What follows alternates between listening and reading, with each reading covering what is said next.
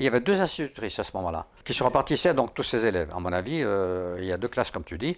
Et les grands, moi je suis allé, mais là, cette année-là, je n'étais pas encore avec les grands. J'étais chez les petits. Avec Madame Fabiani, j'ai dû faire une année, pas plus. Hein. Elle était maigre, c'était un échalas. Et donc, avec ses talons, ça la rendrait encore plus grande, quoi, plus mince. Moi, je me souviens qu'elle elle était montée un jour sur un banc, parce qu'il y avait des grands bancs au fond de la classe. C'était chez Fifi, l'appartement de Fifi, à gauche. Et elle était montée, parce qu'il y avait quelqu'un qui devait chahuter, elle était montée sur le banc, et puis pousse, et puis elle est allée au fond, parce qu'il y avait 4 ou 5 élèves, hein, et au fond, elle a commencé à donner des grands coups de pied à la personne, je crois que c'était une fille, hein, qui était, parce que c'était au fond, c'était les grandes, quoi. Et nous, moi j'étais devant. On apprenait à lire, on apprenait, si tu veux, avec le b.a.-ba, quoi. C'était pas un enseignement, c'était l'enseignement traditionnel, quoi. L'enseignement syllabique. Alors, jamais, ici, je n'ai entendu interdire de parler corse. C'est ceux qui disent on interdisait le corse à l'école, surtout pas à l'école, hein, parce qu'il n'y avait pas de raison. Non, moi, j'ai pas connu ça, en tout cas. Et je m'en souviens, en tout cas, je m'en souviens pas.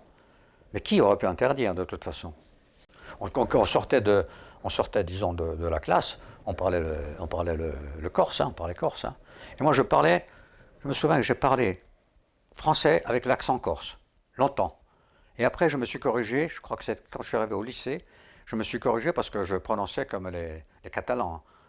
Je prononçais le français comme ça, je parlais comme ça. Et après, je me suis corrigé. Après manger, il fallait faire les devoirs. Je pense qu'on faisait les devoirs quand ma soeur était encore là, parce que ma soeur, elle est restée là longtemps, avant de partir, après elle est partie sur le continent. Donc c'est elle qui s'occupait de moi, quoi. Elle me faisait travailler le soir. Oui, c'est elle qui a fait mon éducation, on va dire. Hein. J'avais une seconde mère, pour ainsi dire. On allait en promenade, souvent, je me souviens, on allait en promenade au canal. Et là, on faisait des moulins, on creusait des moulins dans le talus. On appelait des moulins parce qu'on faisait des trous et puis on faisait quelque chose d'arrondi, donc comme des voûtes superposées. On appelait ça des moulins. C'était, disons, une récréation un peu plus longue que de rester sur la place, quoi.